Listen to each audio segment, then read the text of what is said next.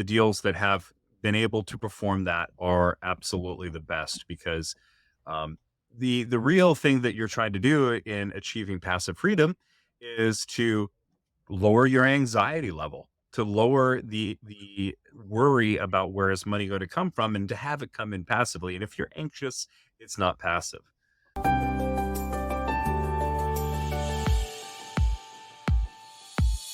Welcome to the American Dream Builder and Investor Podcast, where our vision is to inspire busy professionals, especially first and second generation immigrants and Americans, to explore the state of the American dream in 2022 and beyond. That is, the Trinity of Freedom: time, financial, and geography freedom. I'm your host, Missy Liu, and I have achieved financial independence, and I'm helping many others to do the same. I started out with $5,000 and have really built wealth for my family along the process. Now, I am on a mission to help hundreds of thousands of people like me to do the same.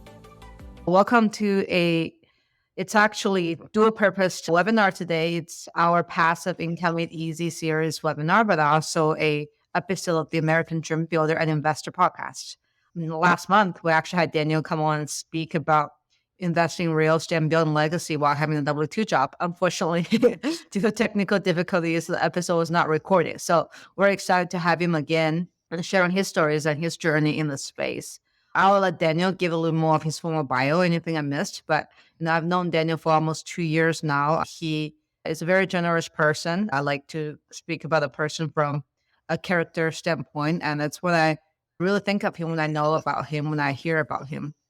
And he's also a real estate investor and a W-2 employee, or maybe no longer a W-2 employee. I'm not sure what's happening with the Intel status right now. There's a lot happening in Intel, but he has a software engineering background. He's also a real estate syndicator that has, I think, close to 2,000 units syndicated. He's also a passive investor. And before that, he also invested in real estate.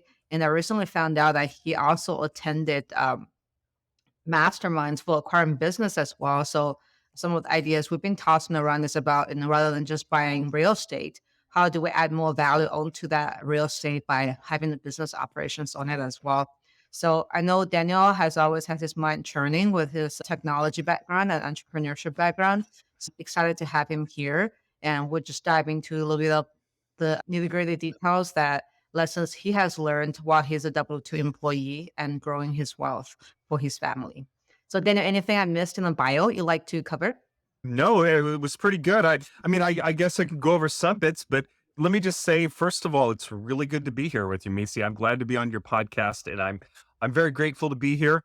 And let's do this and make it better than the first time that wasn't recorded. Yeah, I was gonna, just let's kind of take it back a little bit on your first real estate investment, or your first investment that really built your wealth. Talk about the pivot points in your wealth building and legacy building in terms of aha moments or investments that really pivoted and changed you and your family's life. Let's start there, and then we'll talk a little bit more about the lessons and some of the tax strategies and etc.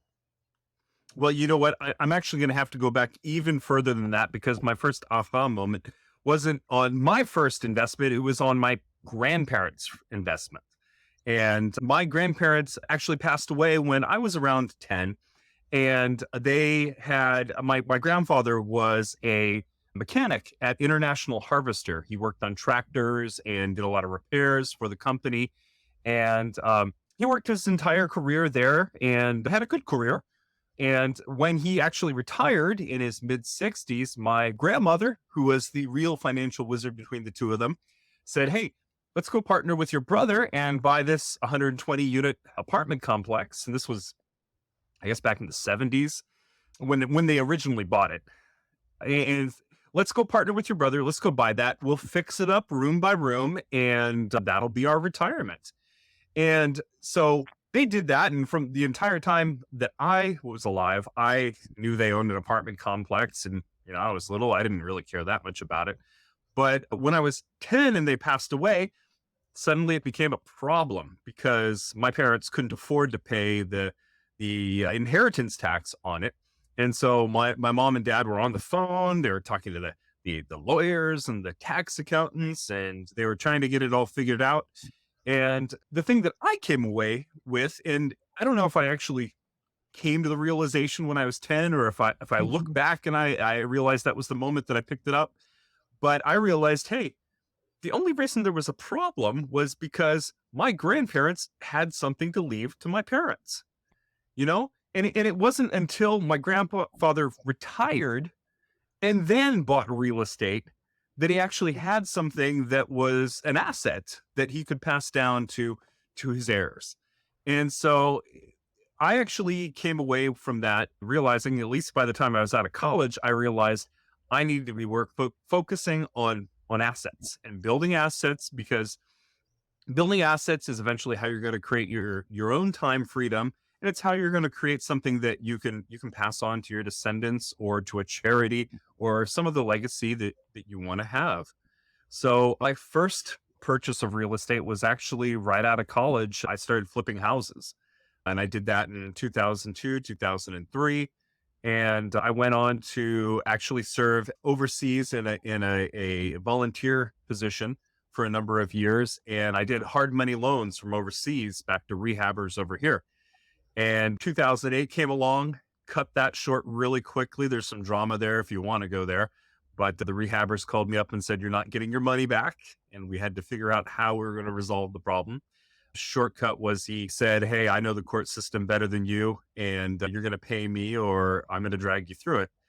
So he basically, blackmailed me for 11K in order to get the title of the house. I paid it off. We put it in escrow, and I held it as a rental house until 2015. And then at that point, that's when my real estate company and real estate perhaps career took off. Yeah, no, that's great. And I remember hearing that story. The grandfather story is the first time. And, so how much of the active investing did you do? No investing or working with fix upper, flipper is more passive, in my opinion. The risk is pretty high when you're working with a flipper, depending on the specific deal. But it's more of a passive investment. When you took on that unit, you had to manage it, whether with a property manager or not. That's pretty active. So how much of the passive and active investment did you done? Did the ratio change throughout your career as you had, different stages of family growth as well, more kids and et cetera? How did that come along? I guess I've always had a real estate bug and I've always enjoyed it.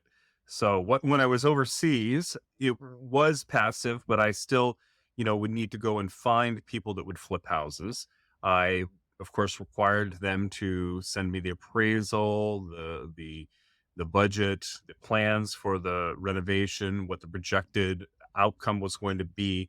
I had to put together the legal documents, own the mortgage. So, once the system was set up, it was fairly quick to go through and evaluate deals and do that with.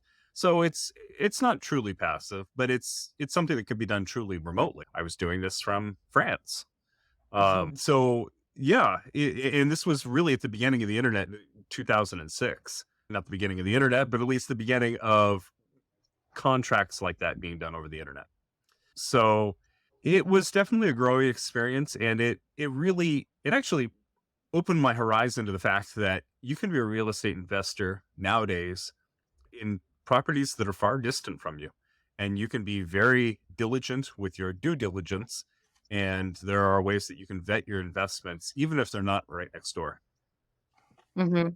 Yeah. Since 2015, I think you mentioned, to now it's 7 years. If we look at the percentage of investment as 100%, did you start deploying more capital to passive investment or towards active investment? And how has that proportionately grow your investments? And I'm kind of a numbers person. That's why I've been asking about percentages and et cetera.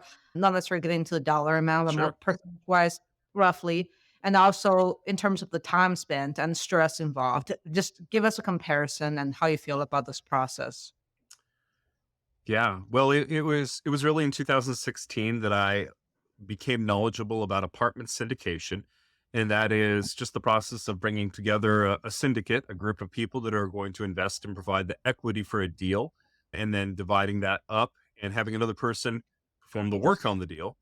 And so I invested in my first apartment syndication, which was I put $75,000 into a Houston property, And it was something where I found a webinar online. After doing a fair amount of research, it probably took me a year's worth of learning about this before I actually decided to pull the trigger on doing it. So I was listening to podcasts, I was reading books, I was figuring out this was something that really interested me, and I finally pulled the trigger on my first deal about a year after I began educating myself.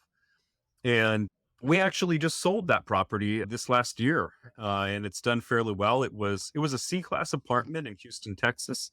We ended up getting about 1.8 multiple, I believe, and it came back and performed pretty much like I would expect a passive investment to perform.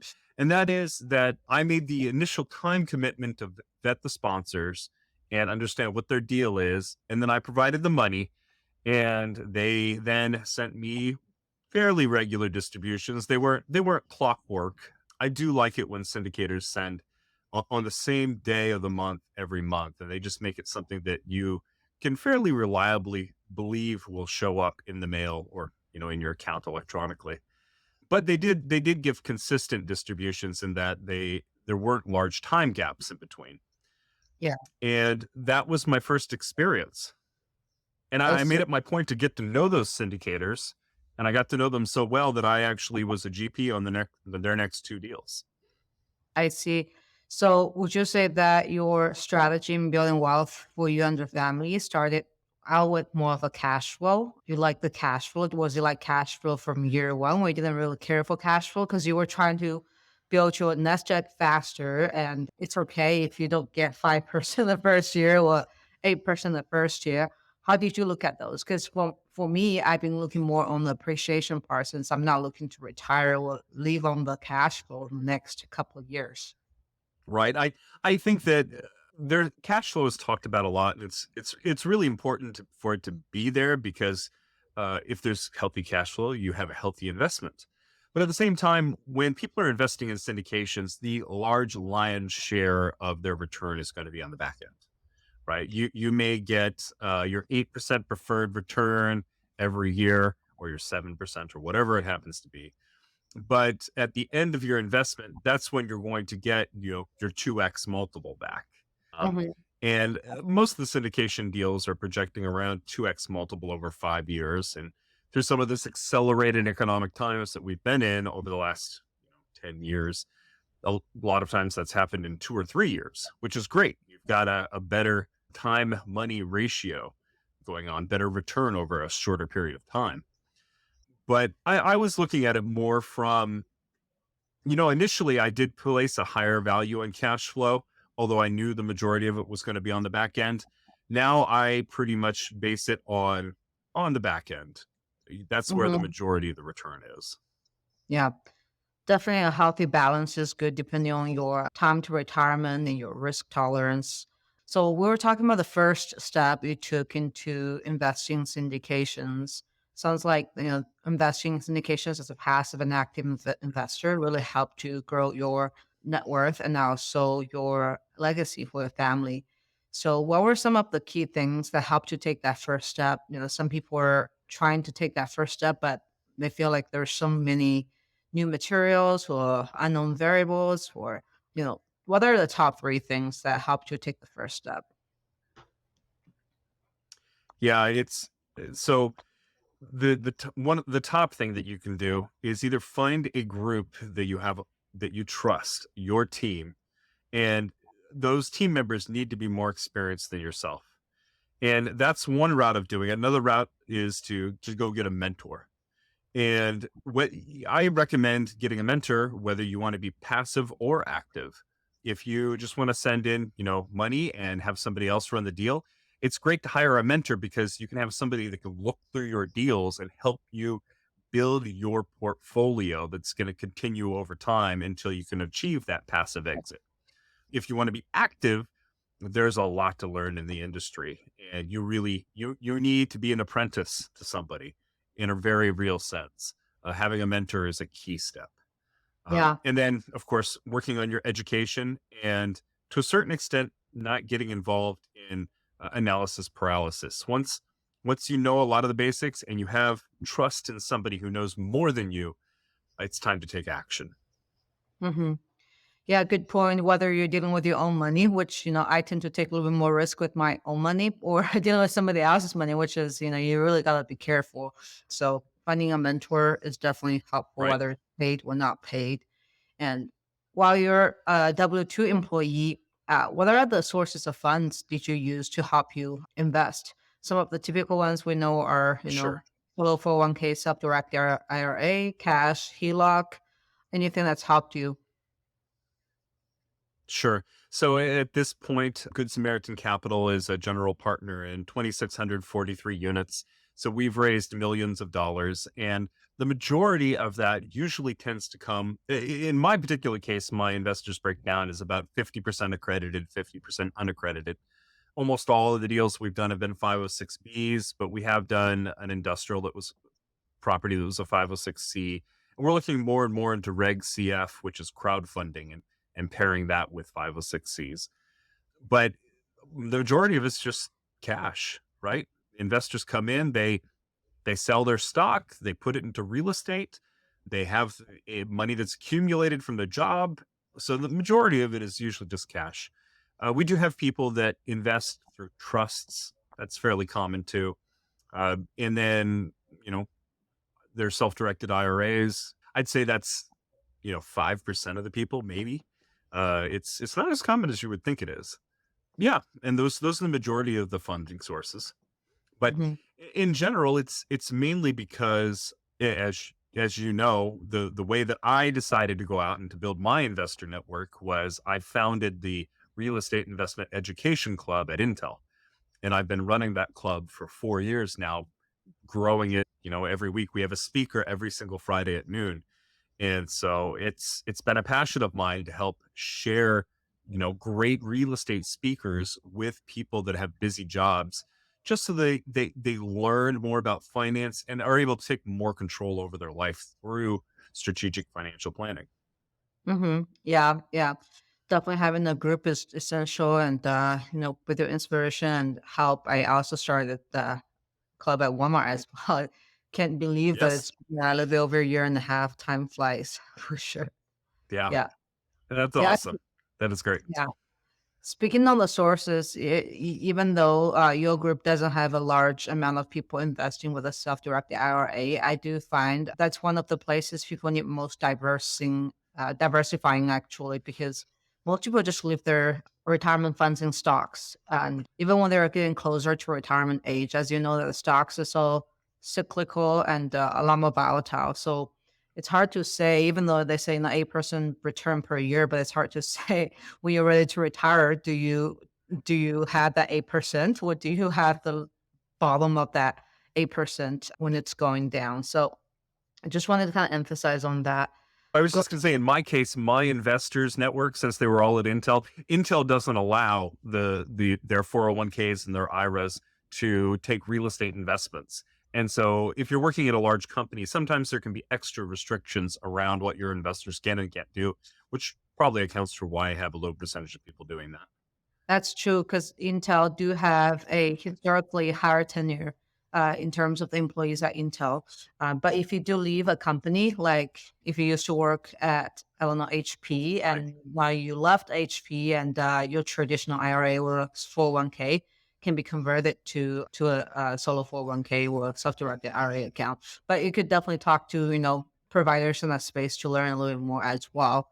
Then, since you've been doing so many deals as a passive and as active investors, what are some of your worst deal experiences? Let's start there, and then we'll move on to the best ones. Since we've had quite a few good years. Sure. Yeah. No. And you have to understand that some deals are really good. Some deals are work wise really difficult. In any way it comes at you, it's your responsibility as a general partner to make sure that your investors are getting the best that can possibly be made. And COVID's made for some interesting stories. We were actively investing all the way through COVID, and one of the more difficult deals was actually probably my third deal. I've done 13 syndication deals and two fund to fund deals over the last 4 years. So my goal has always been to do at least one deal per quarter and kind of keep on a rhythm of one deal per quarter. But one of the more difficult ones was actually it was actually in Memphis, Tennessee, and this particular deal, we were going into our renovation phase right as COVID hit, and we closed on the property actually in January. And when we were getting going with the renovation crew, the first thing that happened was half of them got sick with COVID. This podcast is sponsored by Life Mission Capital, founded by me, Missy Liu, where my life mission is to help busy professionals invest well so they can focus on what matters. All my life, I was taught to study and work hard for my freedom, until one day I realized that unless I let my money work hard for me, I will always be trading my most precious resource, time, for freedom. Since then, we have also been helping our investors passively diversify into more than 1,000 units of recession and inflation-resistant alternative investments, such as multifamily, mobile home parks, short-term rentals, and more. Learn more with our free ebooks at lifemissioncapital.com. And it took like a month for the crew to come back. And then by that point, we were starting to see supply chain issues. And we actually had to pause our projects for almost a month because we couldn't get the supplies that we needed, which was totally unexpected. We thought that the supply chains were well understood, and then they just stopped on us. And so we waited about a month for that. And then by the time we got the supplies we needed, the other half of the crew came up with COVID. And so it was just this kind of painful process of drawing it out. And so we ended up with about a 4-month delay in getting the renovations going. And as much as we were trying to get them going, and that put us behind schedule on our renovations. And of course, with the syndication, the faster that you get your renovations done, the faster you can boost your rent and your overall net operating income. The net operating income is what allows you to give an investor return and in fact, investor distributions. And so distributions on that particular property were delayed. And we ran into a problem actually, and this was kind of frustrating, where banks are fickle and they honestly, they're bureaucratic and they don't care necessarily about cooperating with you as much as you would like them to. So we ran into a situation then after renovations had begun where our asset manager used some of the funds that had been allocated to the interior hallways on renovations that were done inside of the units. And so it wasn't a large amount that they used on this, but when the bank is evaluating, and for those of you who might not realize this, when we raise capital for our renovation projects, it's not like the syndicators are holding on to that capital. The bank holds that capital in escrow, and we need to come out, do the renovations, and then request a reimbursement from the escrow account at the bank. And so you're trying to do your bank draws. And if the bank sees that you've deviated from the plan that you have outlined with them, they're usually very happy to pause your ability to be reimbursed. And in our particular case, I think it was $11,000 or so, which wasn't a lot of our renovation budget for this, were basically line itemed incorrectly. They were used in interior rather than the halls. And because of that, the bank said, okay, stop. We're going to do a full assessment of where you've been. We're going to get a B of A, which is like a quick evaluation of what the current progress is and what your value of your property is. They did a reevaluation that took about 3 months to complete. And at the end of that, they were like, oh, okay, we'll continue. But they paused our reimbursements for 3 months. And that meant that the service providers and contractors that we had hired were being delayed and being paid. And so at that point, the general partners had to come together and say, hey, we have to pay these contractors. We have to make sure that renovations are continuing, even though the bank is pausing. And so at that particular point, we had what's called a GP capital call, where the sponsors of the deal, the general partners, come and say, hey, for the good of this deal, we're going to give it a cash infusion to get it back on track. And so we loaned the syndication money to keep it going while the bank was doing their evaluation and while we were negotiating with them. And then once the bank had finished doing that, they gave us a large reimbursement back at that point, and we repaid our loans and then continued with renovations as well. So that can always be kind of frustrating, but at the same time, anybody who's involved as a sponsor on a deal needs to have the liquidity in order to handle delays and hiccups like that. It's part of the job. Yeah, it is. And that's part of the benefits of being a passive investor. There's a lot less risks. The risks are limited to a capital that we're investing in for investing as passive investors. I mean, there is always a possibility Right. for capital call to passive investors as well, but the risk is a lot lower since it's just your own capital that you're dealing with. You better believe that sponsors and general partners are going to do everything they can to avoid a capital call to their investors, because you're going to have some angry investors if that happens. And Yeah. and our job is to keep them happy. Yes. It's very important that the sponsor let the investors know about the potential risks of capital call, but meanwhile, try their best to reduce it by having more working capital as more contingencies being building. The truth is, we can predict everything. That's the risks about investing in general, but it's good that you guys stepped up and worked it out, and working with a group that's doing similar things right now with the rate change so fast in the last couple of months. Um, so what about your best deal experience? It doesn't have to be the maximum amount of returns, but it could be if you like, or just from investor experience standpoint.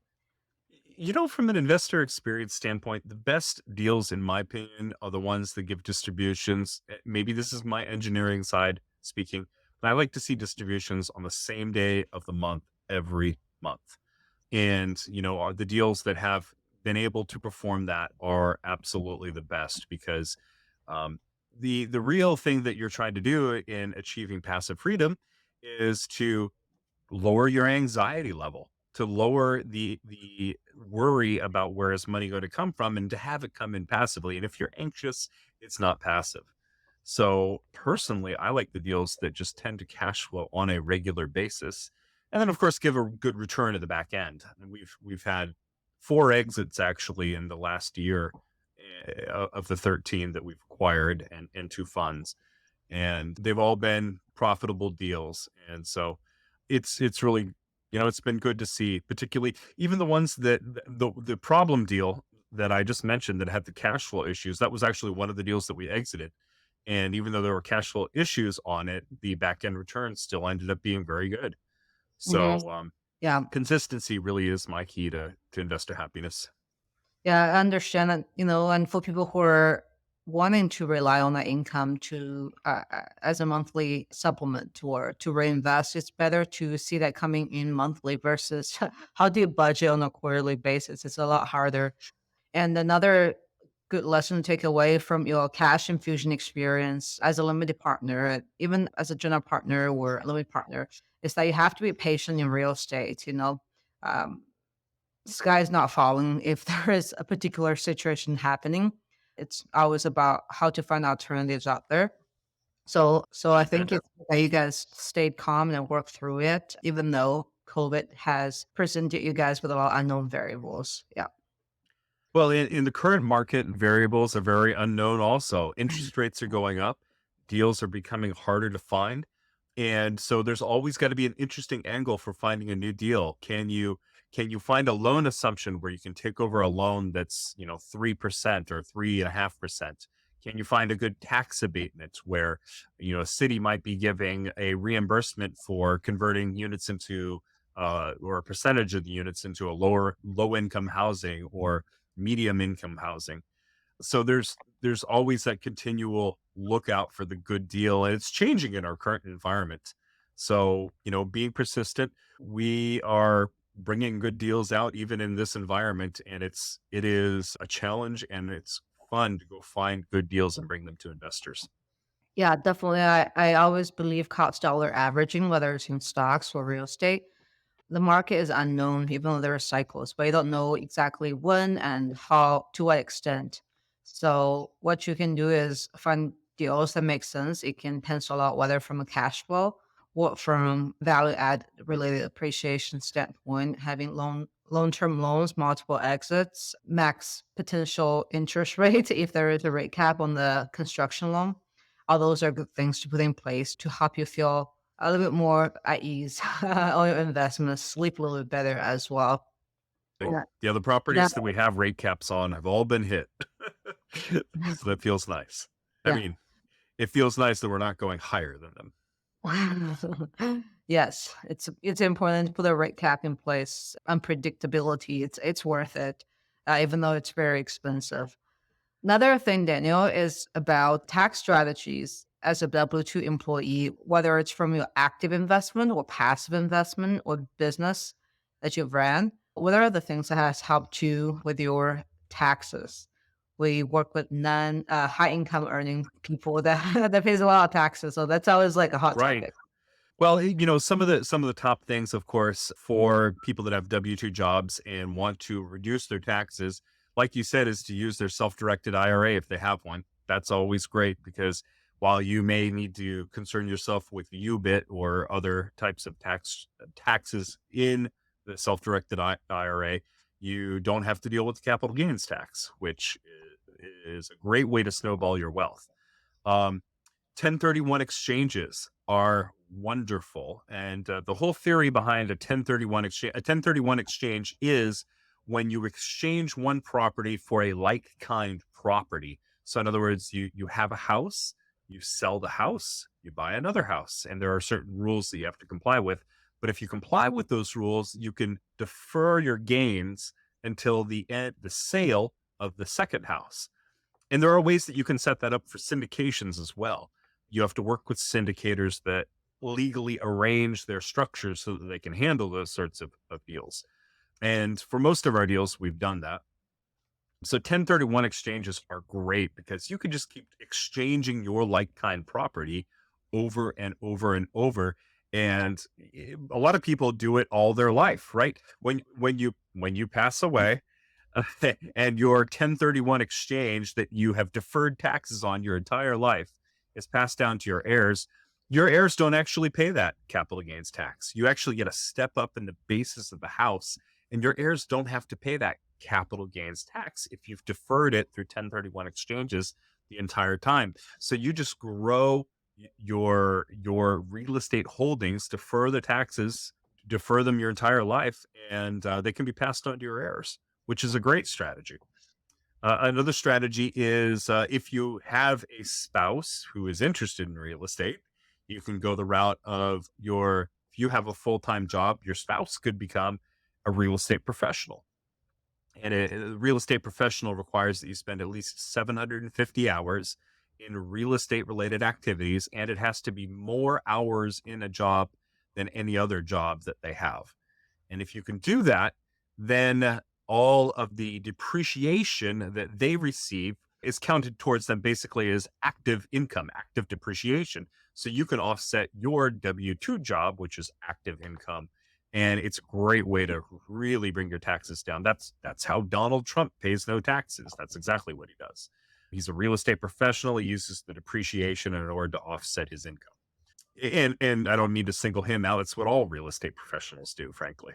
The other thing to do is cost segregation studies. And I think that most syndicators do these, but a cost segregation study is a service that you can provide to your investors where you go in and basically understand the IRS will let you depreciate an asset over a 39-year timeline if it's commercial real estate. And instead of getting just 1/39th of it each of these years, you front load a lot of that so you can get 60% or 70% of it in the first year, and then percentages of it from then on. So if you can do that, that means you can take off and offset a lot of your taxes in the current year and redeploy it. And that's great because the time value of money, a dollar today is better than a dollar 10 years from now. So those are all good strategies that can be used. In general, the depreciation from a syndication will offset a lot of the taxes that you pay on it. Sometimes all of it, not always, but it does offset a lot of the taxes involved in a real estate syndication investment, which is great. I mean, compare that to stocks. You can't buy insurance on stocks, but you can buy it on real estate. You can't you can't do cost segregation and get a lot of your money back in the form of tax deductions. You can't defer it, exchange one for another, and keep deferring those taxes. So there are all sorts of tax benefits to people who are providing housing in the Mhm. economy. Yeah, and also if you're having a business, obviously none of this is tax advice. Definitely talk to a CPA. But if you have a business where it's just you and your spouse, you could also set up a solo 401k account. I think it's like $67,000 you guys can put towards retirement each year. So that's a large amount, higher than the normal retirement max that you can put in. So those are great strategies, and I love the 1031. What you pointed out about the step up in basis, really making it true legacy. That's a huge one, whether it's in syndications or in personal investments. Now, coming to the end of the show, Daniel, do you have anything else you'd like to add to inspire others who are W-2 employees wanting to build legacy wealth for their family before we open up for Q&A? Sure. I would just say that people like me see people like myself, we really enjoy running clubs, and you can get a lot of learning out of the clubs. I also do personal mentoring and coaching if you're interested in that. But if you're interested in taking your first steps into real estate, I recommend you find somebody that you can do that with, somebody who's been there and can help you do that. The other strategy I actually enjoy doing is short term rentals, and some people as W-2 employees like to do short term rentals because they can go have an investment property and they can go take their vacation there too. So that's another route to go as well, and both are great real estate strategies. So I encourage you to look into real estate and to find somebody that help guide you in it and join a club like the Walmart Club or the Intel Club or any of the many other clubs that are out there. Mhm. Good point. Take actions in learning. That always pays back.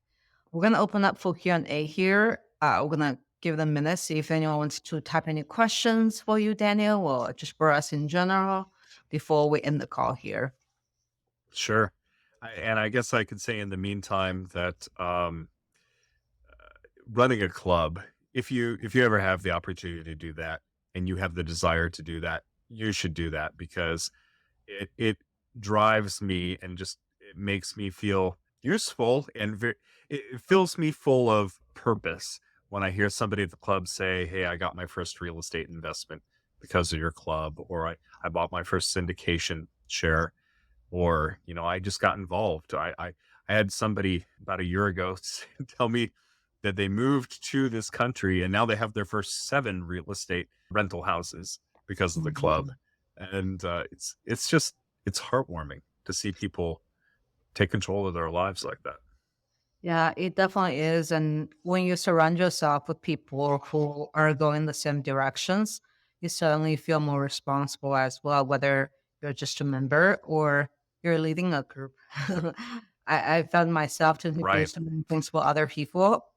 So I tend to work better when I when I'm being with a group of people. You are the sum of the 5 people you spend the most time with, so make sure that they're all performing better than you. Definitely, that's a good quote. Yeah, thank you, Daniel. Uh, I think. Oh, sorry. Some questions came in the chat here. Maybe I just Oh, excellent. Good, good. Yeah, Brooke. We both know him. Your club at he commented that your club at Intel has been very helpful, Daniel. Is Thank that you. The question is in your Brooke is syndication. on the call right now? Hello. Yeah. Syndication business. Do you always do cost segregation or other investments? Oh, yeah, every single one. It's a no-brainer. I even did it for the short-term rental house, and, it pays for itself very quickly. Yeah. It does. The tax benefit, it's really nice for both parties, whether it's general partners or passive investors. Okay, Sally has a question about self-directed IRA. And I know none of us are custodians, may not be able to speak fully, but she feels that the fees and the lack of flexibility in investing dividends are really high. What are your thoughts in having that? It all depends on what the constraints of your custodian is. If the custodian is a large company or if it's an independent group, there can be different constraints that are put in. I'm not a self-directed IRA specialist, but when I have mine at Intel, there certainly were constraints. I couldn't invest in real estate, so Mhm. I hear you. Yeah. Yeah, maybe that could be a separate conversation. I can talk to this person and see who are the other providers or options out there if that's not serving them well. So I think that's all the questions we have right now. Thank you so much, Daniel, for your time. And what's the best place for people to reach out to you if they want to learn more about what you're working on? They can go to Good Samaritan Capital. I think it might be cut off on the screen here or not, but it's Yeah. Good Samaritan Capital. And my email address is daniel@goodsamaritancapital.com. Awesome. Feel free to set up. I always give a 15-minute call to anybody who wants to talk about any real estate related topic. So if you have a question or if you just want to chat about real estate, I have a open 15-minute call. Just go to my website and book it. Awesome. Thank you, Daniel, for your time today and making time for us. And appreciate the ones who tuned in. This is going to be recorded and uploaded onto our podcast, the American Dream Builder and Investor Podcast. And again, I'm your host, Missy Liu, and also the managing partner at Life Mission Capital, where we have a bit over 1,000 units in helping busy professionals to invest passively as well. So hope you enjoyed today's episodes. Until next time, let your life mission go wild. Bye, guys. Thank you so much for tuning in to the American Dream Builder and Investor Podcast with me, Missy Liu. We hope you enjoy the tips and tricks that others have used to build their American dream and their trinity of freedom. We would love for you to subscribe and leave a rating and a review. You can also find all the episodes and details on lifemissioncapital.com. Until then, let your life mission go wild.